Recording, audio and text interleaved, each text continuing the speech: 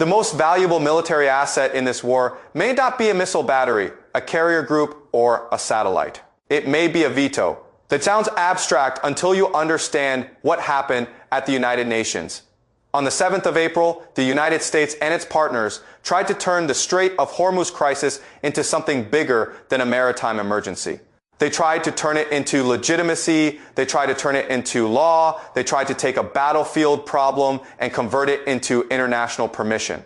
China stopped that with one vote, and I think that may turn out to be one of the most intelligent strategic moves of the entire war, because everybody is asking the wrong question. They ask why China would veto a resolution that was supposedly about reopening Hormuz when China itself depends on energy that passes through that strait. But the real question is different. What exactly was China being asked to approve? Once you ask that question, the logic becomes very clear.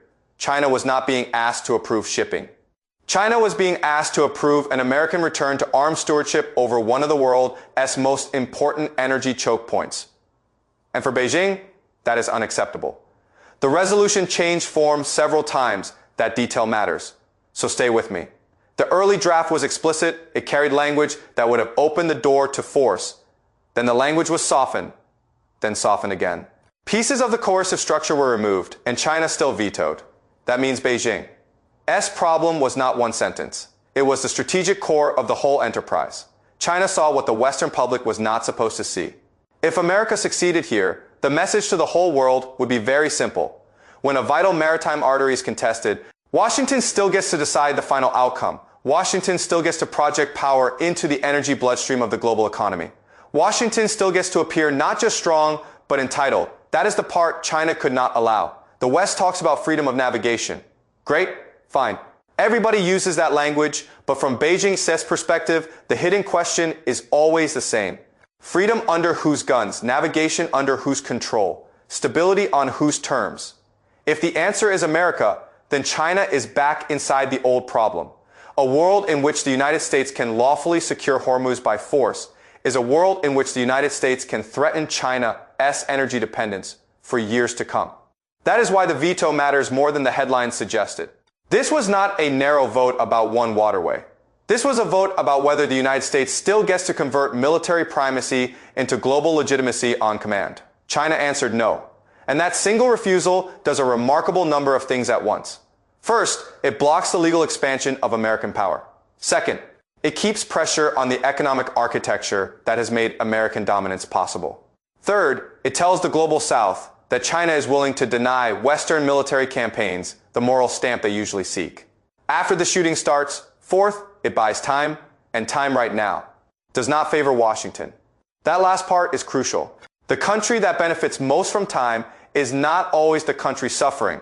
Least in the present, China is absolutely feeling pain from the disruption around Hormuz.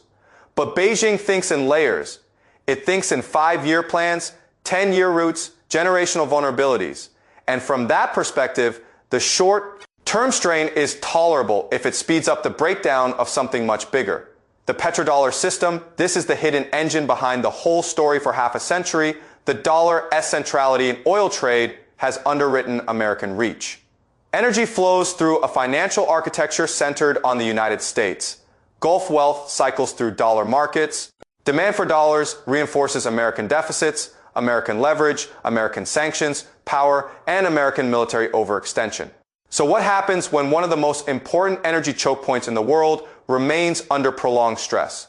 Suddenly, the old guarantees do not look guaranteed anymore. Trade becomes political, settlement becomes political, shipping becomes political, insurance becomes political. And when all of that happens at once, the world starts searching for alternatives. China has spent years building those alternatives. Not perfectly, not completely. But seriously, strategic petroleum reserves, overland connections through Eurasia, longer energy relationships with Russia and Iran. Yuan settlement experiments, Belt and Road corridors, massive investment in domestic renewables, nuclear and grid build-out, designed precisely to reduce dependence on vulnerable imported fuel. So yes, Beijing is taking pain, but it is taking pain on terrain it prepared for. That is what smart states do. They do not assume stability will last forever. They build for disruption while everyone else is still assuming the old map will hold. And this is why I think China's veto was not reactive. It was opportunistic. Beijing saw a crisis that threatened it in the short term, but benefited it in the medium and long term. If America failed to seize control of the narrative and the legal framework, so China prevented exactly that. Now let's talk about the moral and institutional dimension, because most analysts skip this completely. America and Israel use force against Iran. Then a resolution is introduced that would create the basis for further action around Hormuz. China looks at that sequence and says we are not going to endorse it. That matters because it allows Beijing to present itself as something very powerful in the current world environment. Not the aggressor, not the bomber, not the state demanding cover after escalation, but the state defending a principle: you do not attack a sovereign country and then ask the international system to bless the next stage of pressure. When that country resists, that is a message with enormous resonance outside the Western alliance. In Latin America, in Africa, in Asia, in countries that have lived through decades of interventionist logic, that message lands. It tells them China is willing to use institutional power against the old pattern. And whether that image is partially self-serving is beside the point. Of course it is self-serving. Great powers are always self-serving. The question is whether it is effective. It is, because legitimacy is now one of the main theaters of war. The battlefield is not just missiles and fleets. It is law, narrative, institutions, and endurance. China understands this more clearly than most Western commentators do. That is why the veto was so elegant. It weakened America militarily without military involvement. It weakened America politically without political risk.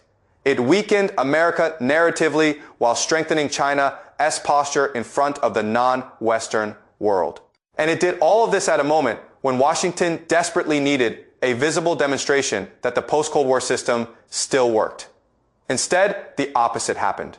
The Security Council looked like what it now is: a place where the United States can be blocked, a place where Russia and China no longer behave like background conditions in an American process, a place where the transition from unipolarity to something else becomes impossible to ignore. I do not think most people have fully absorbed what that means. For decades, American freedom of action was so normalized that people confused it with nature.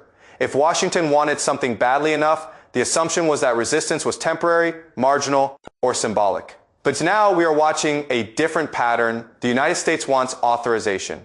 It does not get it. The United States wants alignment. It does not get it. The United States wants its framing accepted. It does not get that either. China's veto did not create all of that, but it revealed all of it. And in geopolitics, revelation can be as important as action. A lot of empires begin to decline long before they notice it themselves.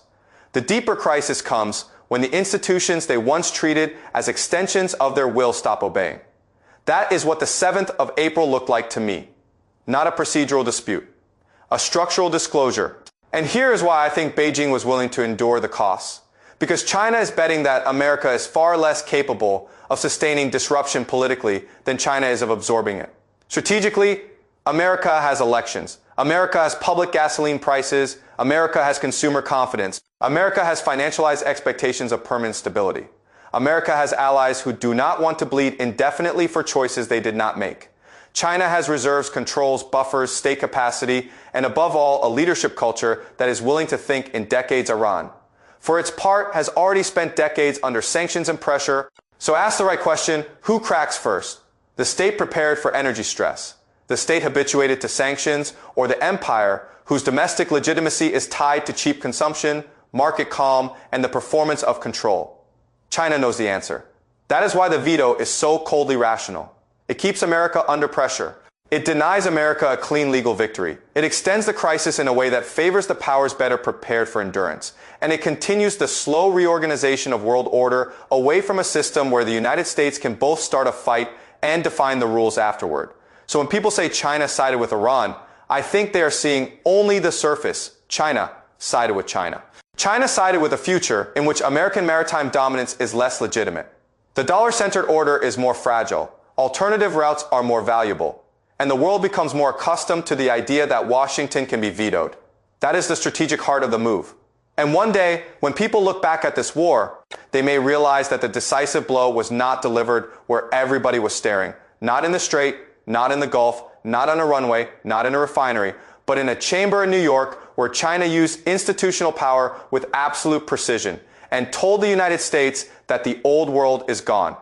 That is why I think this was the smartest move of the war, because the smartest move is rarely the loudest one. The smartest move is the one that changes the board while everybody else is still counting pieces.